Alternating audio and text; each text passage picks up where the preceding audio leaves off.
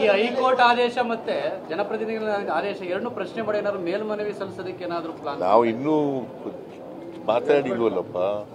ಪೂರ್ಣ ಆದೇಶ ಸಿಕ್ಕಿದ ಮೇಲೆ ಅವೆಲ್ಲ ಮಾತಾಡೋದು.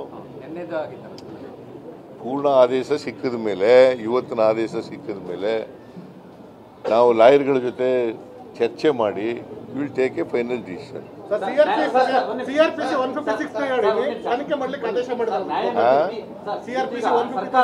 ನ್ಯಾಯಮೂರ್ತಿ ಪಿ ದೇಸಾಯಿ ನೇತೃತ್ವದ ನ್ಯಾಯಾಂಗ ತನಿಖೆಯನ್ನು ಮಾಡ್ತಿದೆ. ಈ ತನಿಖೆಯನ್ನು ಮುಂದುವರಿಯುತ್ತೆ ಸರ್. ಇದು ನಡುವೆ ಯಾವುದು ಸರ್ಕಾರ ರಚನೆ ಮಾಡಿದ್ರೆ ಅದಕ್ಕೆ ತಡೆ ಮಾಡಿದಾರ?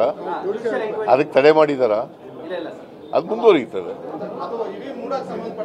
ಅದು ಮೂಡಕ್ಕೆ ಸಂಬಂಧಪಟ್ಟಂತೆ ಮುಂದುವರಿಯುತ್ತದೆ. ಕಮಿಷನ್ ತಡೆ ಮಾಡಿಲ್ಲ, ನಾನು ನೋಡಿಲ್ಲ. ಅದಕ್ಕೆ ನಾನು ಹೇಳಿದ್ದು ಕೇಳಪ್ಪ, ನಾನು ಹೇಳ್ತೀನಿ. ನಾನು ಸಂಪೂರ್ಣ ಪ್ರತಿಕ್ರಿಯೆ ಕೊಡಬೇಕಾದ್ರೆ ಆದೇಶ ಓದಿದ ಮೇಲೂ ಕೊಡೋದು, ಕ್ಯಾಚ್ ಪ್ಯಾಚ್ ಆಗಿ ಕೊಡಕ್ಕಾಗ್ತಾ?